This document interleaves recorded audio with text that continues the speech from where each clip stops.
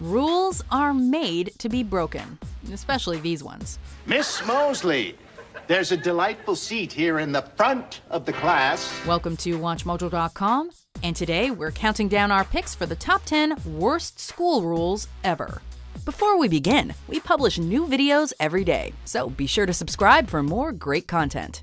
For this list, we'll be specifically looking at rules frequently applied at school, with a little reason behind their implementation.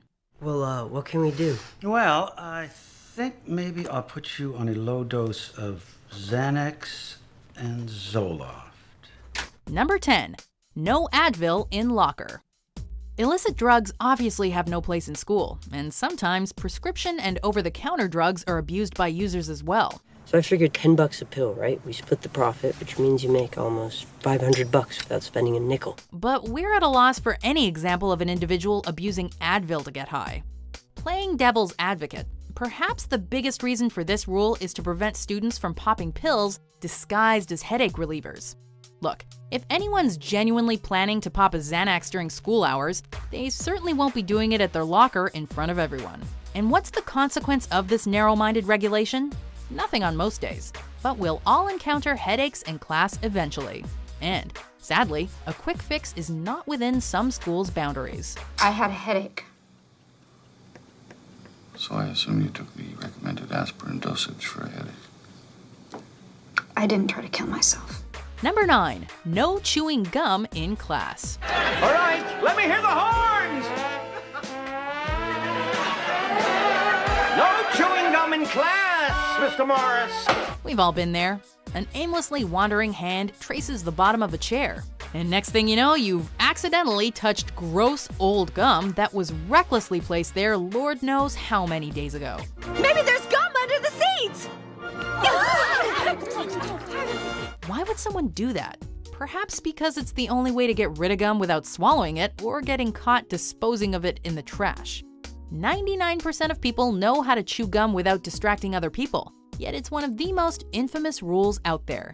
We the people demand an explanation. Also, a kinesthetic learner, who is a learner that likes motion, would find some comfort in the chewing motion, and there is some research that proves it increases the blood flow to the brain. Number 8. No piercings. You pierced her ears? Doesn't it make her nose look smaller? Piercings are an ever-popular form of expression that's utilized by both men and women. Aside from a few extra minutes spent at airport security, there are few valid arguments against them. Most high schools will graciously allow stud piercings, but will effectively eliminate the myriad of other choices available. School policy makes exceptions for a sincerely held religious belief, but Ariana's appeal was denied. Since pierced tissue tends to close up quickly, this makes it difficult to remove piercings during school hours. Do teachers think this rule will stop us from channeling our inner Holden Caulfield? Holden Caulfield will tell him what he really thought about him. Holden hates phonies more than anything. Hey, at least belly rings and certain other choices should still be able to fly under the radar. You pierced your navel? Yeah, I meant to talk to you about that. Number 7. No hair dyeing. What's the most common response to any school rule rebuttal? Teachers follow the rules, and therefore you should too. Pretty, where are your sleeves? And what have you done to your hair? It's called punk. Thing is, there are certainly more than a few teachers who dye their hair on a regular basis. According to an article in The Atlantic, 70% of American women use hair coloring products. But even half that number nullifies any argument here. Just because a teacher would choose brown over blue doesn't make their case any different. Yeah, shit happens. What's worse, compliance with this rule may result in cutting off the majority of your hair if informed after the fact. This is going to look so much better. You're going to look like a man instead of like a little girl. Number 6. No cell phones. We have zero tolerance for cell phones in class, so we will get to know each other in detention. Cell phone! Okay, so this rule requires a more nuanced look. Non-stop texting during class can in fact be rather distracting, but many among us have had our phones taken away if they're simply on during class. This means a faint vibration or ringtone may result in detention. The teacher has a duty to instill order in his or her classroom, but this rigidity is a bit over the top, especially considering they can be used as a learning tool. Oh, You're children! Why do you all need cell phones? Safety. Emergency. Safety. Educational. If a student's phone usage gets in the way of that, action must be taken. But perhaps this rule should be dialed back a few notches to a more reasonable level. Hey, Steve. What time you watch the UFC fight, bro? By the way, you think Lisa would go out with me? Whoa! Lisa over there? Number 5. No social media on school computers. A typical high school computer's firewall is strong enough to keep a would-be Edward Snowden out. Facebook? Is that possible? What's more, Facebook, Twitter, and YouTube are typically not included in the greenlit sites.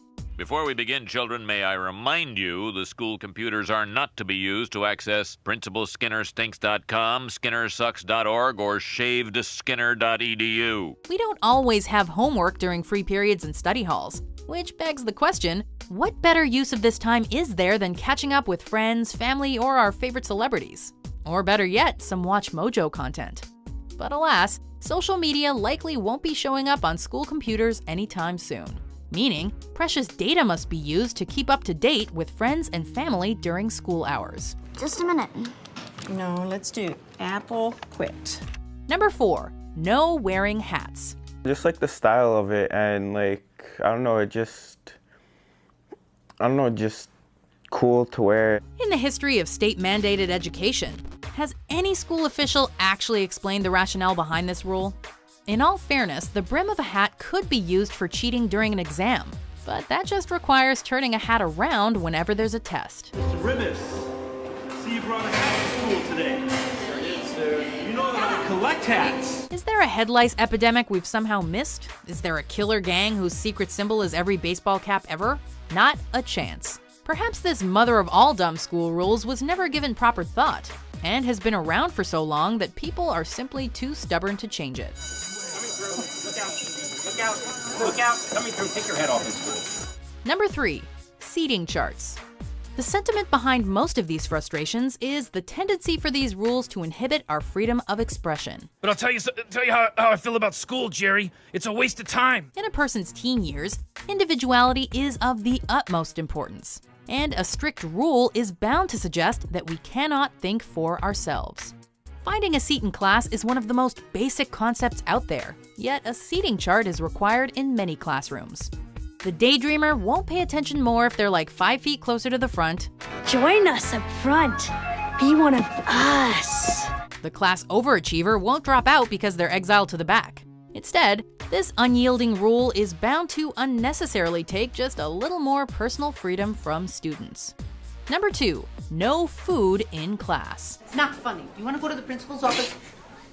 What? It's a French baguette. Most of us learn to do 2 things at once at a rather early age, and taking in information while eating a snack is not exactly a mental feat to be proud of. Conversely, are we really expected to believe that this would impede our ability to learn? Am I hallucinating here? Just what in the hell do you think you're doing? Learning about Cuba, having some food. Food is notorious for being allowed only during the very brief time allotted for lunch while at school. That's what I'm talking about. On top of this, there is a practically universal response by teachers for chowing down in class. Did you bring enough for everyone? Maybe someone should stay after school and write some new jokes. I hope you brought enough for everybody. I didn't know there was going to be so many. Number 1. Can't use the bathroom during class. Yes, what is it? I need to go poopies. Officer Barbrady, in school we go to the bathroom before and after class. Oh, Christ, how do you kids do it? Pro tip.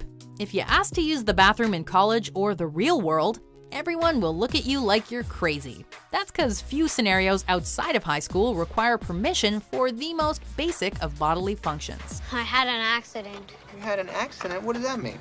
Goo! Worse yet, if it's an emergency, you may be required to make your case if denied access upon first request. Sure, only allowing one person to go at once kind of makes sense, but not being allowed near a toilet when your bladder is about to burst is just plain ridiculous. School's embarrassing enough without having to deliver a 30-point presentation on why you need to go to the can. And their parents are trusting us to supervise their students, so my goal is to keep all students supervised at all times. Do you agree with our picks? Check out these other great clips from WatchMojo and subscribe for new videos every day.